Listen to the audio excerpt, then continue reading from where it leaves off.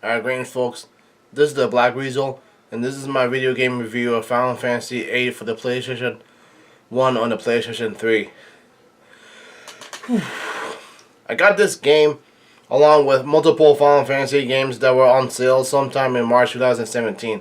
Since I was able to get all of the Final Fantasy games released on the PS1 on the PS3 console, I decided to start playing the very first Final Fantasy game in the beginning and play my way up towards the current one, which is Final Fantasy XV. I got that game, but I got frustrated and stopped playing in 2017. Anyway, let's get towards the review. How should I start this?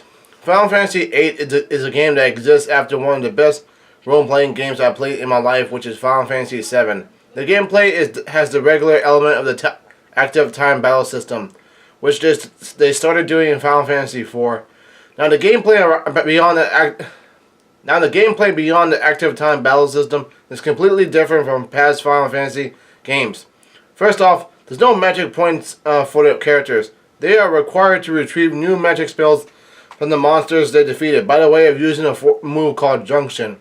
Next, this type of Final Fantasy game relies on the use of Guardian Forces, which are monsters that can help me out when I fight against other monsters. These Guardian Forces are of the regular supernatural fighters that helped me out in previous games such as Final Fantasy VII, 6, 5, and 4. But these guys have an extended spotlight thanks towards the power of the PlayStation 1. These monsters take their time to release their powerful attacks on my foes. Another part of the game that has improved by the power of the PS1 is the characters. The design of the characters in the game are much more improved compared towards the folks in Final Fantasy VII.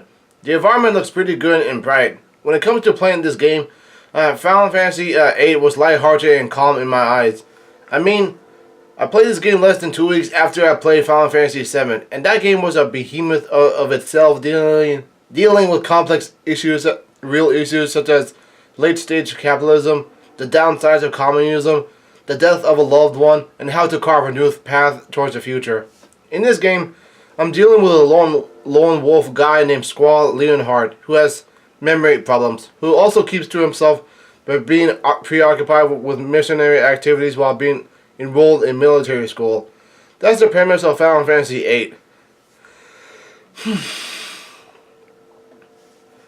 There is 6 main characters overall, but this is the part where the game becomes too complicated for its own good. For starters, since the main character has memory problems like Cloud Strife, this guy apparently deals with flashback problems that Cloud doesn't deal with, and so I deal with 3 extra guys that hang around in the background most of the game when the flashbacks happen. The next issue here I have is the combat system. Not only the spells gotta be junction out of the monsters so I can use them right back at them, I'm supposed to equip them into my character's attributes so Squall and the fellows can get the boost they need during combat. What goes out in this game for previous ones are buying equipment and weapons in shop and using them to make myself stronger. All the 6 characters have their own weapons to use. Like Squall has a really nice sword. Irvin has guns because he's a cowboy, and Zack has martial arts skills. He uses his fists. Now, what's replacing the equipment but still acting as a source of firepower at the same time are the spells. The max limit of the spells are at 99, and so if I use the spells, it'll decrease, and I have to get some more by junctioning out of stronger monsters as the game goes on. The composer for Final Fantasy VIII and previous games still delivers a solid job on the music soundtrack.